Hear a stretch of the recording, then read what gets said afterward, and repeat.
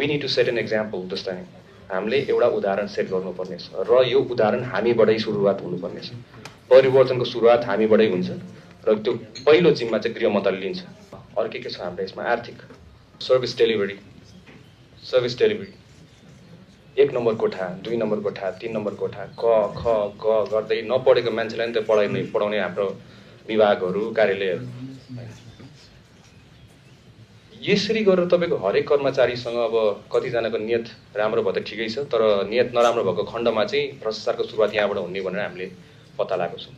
जहाँ कि तपाईँको फाइल रोकिन्छ, नागरिकलाई समस्या हुन्छ र उहाँले भन्नुहुन्छ, हाम्रो कर्मचारी साथीहरूले त्यही अनुसार भन्नुहुन्छ, सर यो फाइल मिलाउनको लागि मलाई अलिकति भइदियो भने म त्यही अनुसारमा हजुरलाई चाँडो फास्ट ट्र्याकबाट म गरिदिन्छु। यो फास्ट ट्र्याक चाहिँ विदाउट एनी ब्राइब हुनु पर्यो, गर्नुपर्ने सर्भिस डेलिभरी चाहिँ without any bribe. 1 door service system पोलिसीको लागि हामी निरन्तर काम गरौँ। अहिले मैले सचिवज्यूलाई नि त्यही अनुसारमा निर्देशन पनि दिएको छु, ताकि नागरिकहरू कर्मचारीसँग ठोकिन नपरोस्, सेवाग्राहीहरू कर्मचारीसँग ठोकिन नपरोस्, जसले गरेर यो फाइल अगाडि बढाउनको लागि चाहिँ तपाईँलाई यति पैसा लाग्छ भन्ने त्यो सिचुएसन नल्याऊ। नागरिकहरूले एउटा ठाउँमा तपाईँको निवेदन दिइसकेपछि अर्को ठाउँबाट चाहिँ उहाँको सर्भिस हुनु पर्यो भन्ने चाहिँ हाम्रो धारणा छ। मेरो विचारमा यसलाई नै हामीले सुशासन भन्छ। This is called good governance. So यो गुड गभर्नेन्सलाई चाहिँ हामीले त्यही अनुसारमा भ्रष्टाचार पनि निर्मूलन गर्न हामीलाई सहज हुन्छ, हाम्रो काँधमा अर्को भार पर्दैन, त्यही अनुसारमा सेवाग्राहीहरूले पनि त्यही अनुसारमा सर्भिस पाउन सक्नुहुन्छ र हामीले आफ्नो बाचा पनि पुरा गर्न सक्छौँ, जुन चाहिँ बाचा हामीले गरेर अहिलेसम्म यो चुनाव जितेर यहाँसम्म आएको छ। हामीले बिर्सिनै नहुने कुरा अर्को कुरा भनेको चाहिँ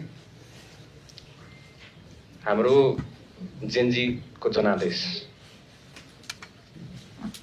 जेनजी जनादेशलाई कार्यान्वयन गर्नलाई क्याबिनेटबाट त्यही अनुसारमा निर्णय भइसकेपछि हामीले हुबहु हाम्रो प्रधानमन्त्रीज्यूले भनेको अनुसारमा निर्देशन अनुसारमा हामीले त्यसलाई कार्यान्वयन गर्नुपर्ने हुन्छ। त्यसमा कसैलाई छुट छैन, कसैलाई छुट हुनु पनि हुँदैन। प्रतिवेदनको आधारमा हामीहरू अगाडि बढ्नुपर्ने हुन्छ। अर्को कुरा हामीले देखेको समस्या, यत्रो योगदान गरेर हाम्रो शहीद परिवारहरू आउनु भएको छ, यही 1 डोर सिस्टम नभएर एउटा मन्त्रालय धाउनुहुन्छ, अर्को मन्त्रालय धाउनुहुन्छ, आफ्नो बच्चा गुमाएको छ, कतिवटा मन्त्रालय धाउनु। यो हरेक आम नागरिकको कहानी हो, हरेक आम नागरिकको कहानी। एउटा मन्त्रालय अर्को मन्त्रालय अर्को मन्त्रालय, यसलाई सहजीकरण गर्नुपर्ने छ। त्यही भएको हिसाबले शिक्षा, स्वास्थ्य, हाम्रो अरू के छ हाम्रो यसमा आर्थिक, सबै मन्त्रालयको तपाईँको एकजना प्रतिनिधिको एउटा चाहिँ विभाग बनाऊँ, जहाँ हाम्रो शहीद परिवार र घाइतेहरू एकै ठाउँमा आएर 1 डोर पोलिसी, 1 डोर सर्भिस सिस्टममा आएर उहाँहरूले फर्स्टमा उहाँहरूलाई सजिलो होस्। उहाँहरूको योगदानले आज यो परिवर्तन देख्न पाएको हामीले, यसलाई हामीले बिर्सिनु हुँदैन। उहाँहरूलाई योभन्दा बेसी दुःख दिनु मिल्दैन हामीले। त्यही भएको हिसाबले हामीले शहीद परिवार, घाइते परिवारहरूलाई उहाँलाई शिक्षा चाहिन्छ भने त्यही अनुसारमा हाम्रो त्यहाँ शिक्षाको एकजना प्रतिनिधि हुनुहुन्छ त्यो विभागमा। उहाँलाई स्वास्थ्यमा समस्या छ भने त्यही अनुसारमा हुन्छ, आर्थिक पाटो छ भने त्यही अनुसारमा हुन्छ। सो एउटै ठाउँमा मात्र गयौँ भने उहाँलाई किन हरेक मन्त्रालय लिएर यत्रो 15-20 जनाको ग्रुपहरू उहाँहरू धाइराख्नु पर्ने त? कारण के? This is not called good governance. We need to set an example this time. हामीले एउटा उदाहरण सेट गर्नुपर्ने छ र यो उदाहरण हामीबाटै सुरुवात हुनुपर्ने छ।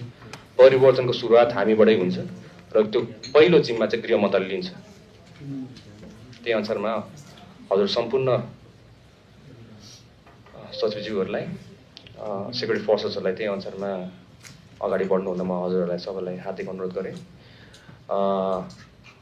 अब हाम्रो धेरै जस्तो हजुरले देखिसक्नुभयो, मलाई विभिन्न आरोप लाग्ने गरेका छन्, त्यो तपाईँलाई थाहा छँदैछ।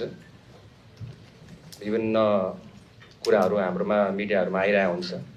म मिडियाहरूलाई पनि, मिडिया साथीभाइहरूलाई पनि एकदम रेस्पोन्सिबल भइदिनु भनेर म एकदमै आग्रह गरेँ हजुरहरूलाई, एकदमै आग्रह गरेँ। हजुरहरूको हातमा धेरै कुरा रहेछ, मैले पहिला पनि भनेको थिएँ र अहिले पनि भन्ने गर्छु। तपाईँहरू रेस्पोन्सिबल भएर न्युजहरू बनाइदिनु भयो भने हाम्रो देशको विकास हुन धेरै समय लाग्दैन रहेछ। त्यही भएर मिडियाकर्मी साथीहरूलाई नि मेरो हार्दिक अनुरोध छ, म तपाईँहरूसँग धेरै क्लोजली बसेको छु, हिँडेको छु। यो न्युजहरू बनाउँदाखेरि कसैको चरित्र हत्या गरेर टिआरपीको लागि कतिजनाले यस्तो यस्तो नगरिदिनु हुनु, म हजुरले एकदम मनैदेखि आग्रह गर्न चाहन्छु। होइन, कसैको जीवन हो त्यो, उनीहरूको लाइफ हुन्छ, उनीहरूको पर्सनल लाइफ हुन्छ, हामीले त्यसमा इन्टरफियरेन्स गर्नु हाम्रो मेरो विचारमा त्यो हामीले त्यसलाई चाहिँ पत्रकारिता भनेर भन्छौँ जस्तो लाग्दैन।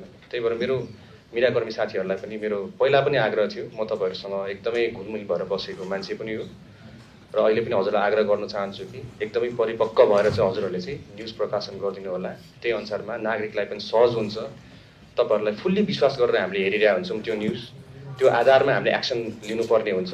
तपाईँले कुनै कुरामा तपाईँको गलत कुरा तपाईँले प्रकाशन गरिदियो भने हाम्रोमा त्यो टेबलमा आइदियो भने हामी त्यही अनुसार मोबिलाइज हुनुपर्ने हुन्छ। त्यतिखेर हाम्रो स्रोत साधनहरू सबै खेर जान सक्छ। त्यही भएर रेस्पोन्सिबल भएर हजुरले न्युज प्रकाशन गर्नुहुन म हजुरहरू सम्पूर्णमा आग्रह गरेँ र नागरिकलाई सम्पूर्ण नेपाली दाजुभाइ दिदीबहिनीहरू आमा बुवाहरूलाई म के आग्रह गर्न चाहेँ भन्दाखेरि चाहिँ अब देश बनाउनु हाम्रै हातमा छ। तपाईँ हामी आफैले गर्ने हो आफ्नो देश विकास, हाम्रै आँखा अगाडि नै हामीले देश विकास हेर्छौँ र there will be no tolerance to corruption, zero tolerance. कसैले पनि तपाईँलाई कुनै तरिकाको घुस माग्छ भने प्रहरीका भन्नुहोला, हामी त्यही अनुसारमा प्लानिङ बनाउँछौँ, त्यही अनुसारमा कार्यविधि बनाउँछौँ र यो कम्युनिकेसनको च्यानल फास्ट हुने प्रविधि हामी तयार गर्छौँ र तपाईँहरूको गुनासो सिधै हाम्रो मन्त्रालयमा आइपुग्ने हामी त्यस्तो खालको प्रविधिको हामीले विकास गर्छौँ, जसले गरेर चाहिँ हजुरलाई आफ्नो दुःखहरू हामीलाई सुनाउन सजिलो होस्। तपाईँहरूको सेवामा गाह्रो पर्दाखेरि कसैले तपाईँलाई घुस मागेछ भने, कसैले तपाईँलाई पैसा मागेछ भने सेवाग्राहीहरूलाई त्यही अनुसारमा हामीलाई रिपोर्ट गरिदिनु होला। त्यही अनुसारमा हाम्रो प्रहरी मित्रहरू परिचालन हुन्छन्, त्यही अनुसारमा काम कारबाहीहरू अगाडि बढ्छ। अब म धेरै बोल्ने मान्छे म पर्दिनँ, खासै भन्दै गर्दाखेरि अलि यो चुनावको माहौलले गर्दा तपाईँको धेरै सिक्ने मौका नि पाएँ मैले। कति कुरा आफ्नो गाउँघरमा गएर उहाँहरूसँग घुलमिल हुँदै गर्दाखेरि एकदम आफ्नो यो 6 महिना कार्यकाल जुन चाहिँ हाम्रो एउटा जेन्जी आन्दोलनबाट पछाडिबाट हामीले जसरी सरकारलाई सपोर्ट गरिरहेको थियौँ, त्यसमा हामीले धेरै नै कष्टजनक एउटा यात्रा भएको थियो र मेरो विचारमा अब चाहिँ हाम्रो यो 5 वर्ष हामीले सुशासनको लागि हामीले काम गर्नुपर्ने हुन्छ र म धेरै नबोलिकन एक्सन ओरिएन्टेड काम गर्नेवाला छु। तपाईँहरूले प्रश्न पनि खासै सोधेको म उत्तर दिन पाउँदिनँ पनि होला, कतिखेर अब भनिहालेँ हजुरको अहिले हाम्रो प्रधानमन्त्री निवास पनि जानुपर्ने छ, त्यही अनुसार निर्देशन भएको छ हामीलाई। Will show you action, will not give you fake promises. हामी तपाईँहरूलाई फेक प्रमिसेस दिन्छौँ, गर्नु सक्ने कुरामा हामी तपाईँहरूसँग अगाडि बढ्छौँ, तपाईँलाई रिजल्ट देखाउँछौँ, बोली हामी कमै बोल्छौँ हामी। थ्याङ्क यू सो मच, धेरै धेरै धन्यवाद।